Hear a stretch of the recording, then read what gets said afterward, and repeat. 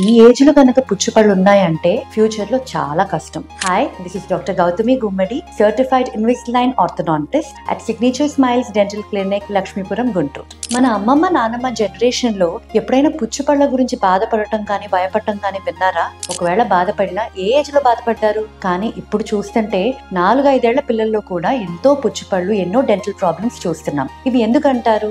ఈ వీడియో చూడండి. ఆ టాప్ 5 రీజన్స్ ఏంటో చెప్తాను. The first reason is food. High sugar food, high starch food, junk food, juices లాంటివి ఇస్తున్నప్పుడు పిల్లలకి తరచుగా క్యావిటీస్ అనేవి ఫామ్ అవుతుంది. So avoid sugary foods and processed foods for kids. రెండో రీజన్ ఏంటంటే వాళ్ళకి మెత్తటి ఫుడ్ ఇచ్చేసి వాళ్ళని అసలు నవలనీయకుండా ఒక లో ఫైబర్ ఫుడ్ ఇవ్వడం.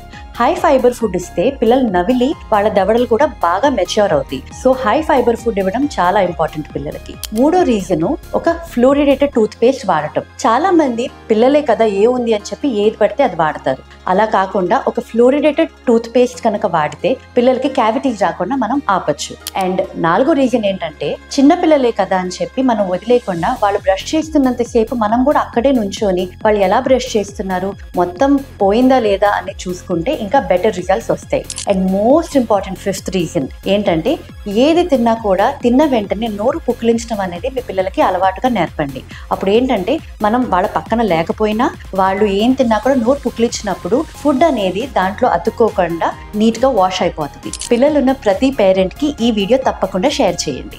Don't forget to follow more videos for this content.